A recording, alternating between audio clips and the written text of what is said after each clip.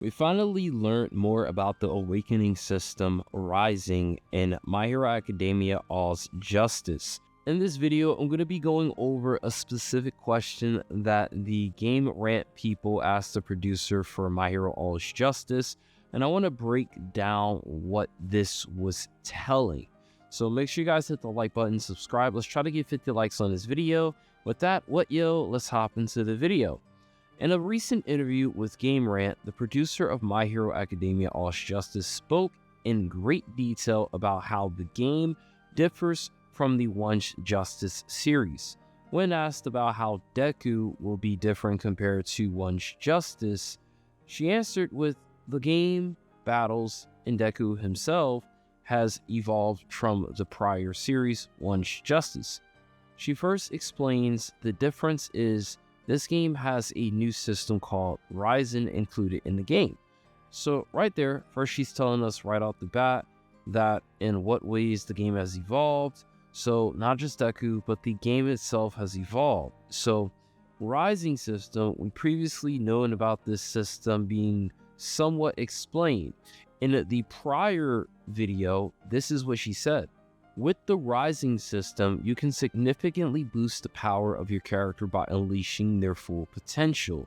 Now that sounds like an awakening, but now we've gotten even more context to the Rising system. In the interview, she states that the Rising system is to allow characters to unleash their full potential.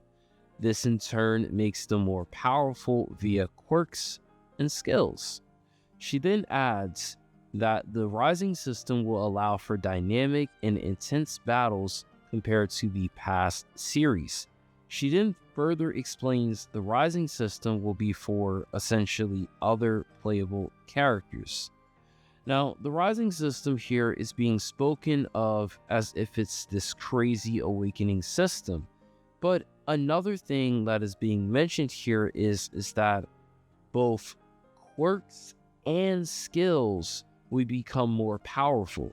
So in the case of characters like Shoto or Bakugo, where their quirk itself evolves, it's quite evident that will be showcased in the game. But in a case where a character doesn't quite have a quirk awakening or a obvious awakening state or power up, this is where the term skills comes into play. So a character like Mineta, who doesn't have an obvious awakening or power-up, could have a state where it allows him to get more skills or have more abilities that he can use at his disposal, given the limitations of what they could do with his sticky balls. What, yo? Now, I've been watching a bit of Season 7 for My Hero Academia, and even in prior seasons, we see several characters who do showcase just that, the awakening-like circumstance. Koda, for instance, his horns grow bigger, and he looks kind of cool, I will give him that. Dabi straight up copies Phosphor from Shoto and becomes unstoppable for the time being. In Toga, after awakening her quirk in Season 5, we see just how devastating she's able to use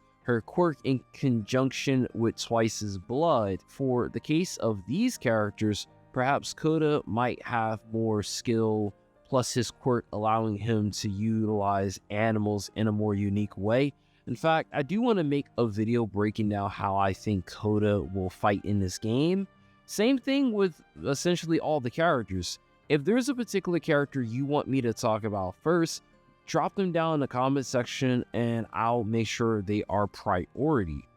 And as I've said, with characters like Toga, it's kind of evident that with the skill part, perhaps she doesn't have an outright I'm powering up, but maybe when she goes into like the Rising system activates, maybe she's done playing around, she activates Twice's blood, and maybe that's an ability. Maybe that's a special or ultimate.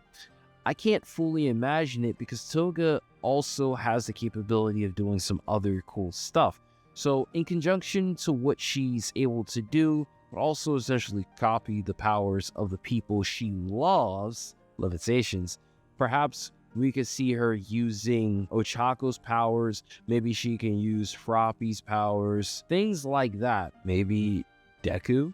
Who knows? But I feel like for some of the characters, this will be extremely easy, and for other characters, it's going to create a lot of unique circumstances for them to try to figure out how are they going to work this out. Now, in the interview, they did go over other questions, and she did say it was hard for them, but the rising system, she never said it was hard to figure it out for characters. Only thing else said is that the rising system would also show the growth of each character as it leads up to the final battle. Again, several characters, even in Season 7, who haven't been confirmed playable, such as Spinner, it really shows like that power up, but at the same time, at what cost?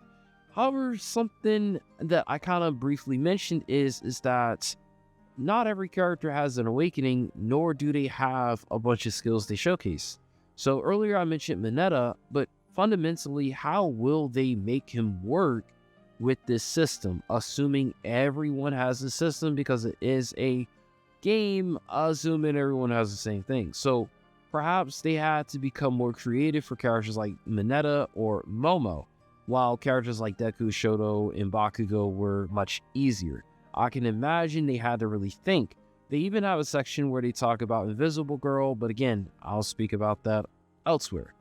Now, one last thing I wanted to add is that the rising system, whether it has limitations or they're very creative with how they utilize the characters, the way that the producer speaks about this game compared to the Once Justice series makes it seem like they definitely thought of other creative ways to make this game stand out more than its prior games. Heck, even the graphics and the way that they presented this game is showcasing that they mean business. But overall, the rising system fundamentally is an awakening system of sorts. It sounds like it'll be able to change the abilities and skills of the characters when they go into this. We already seen it with Deku.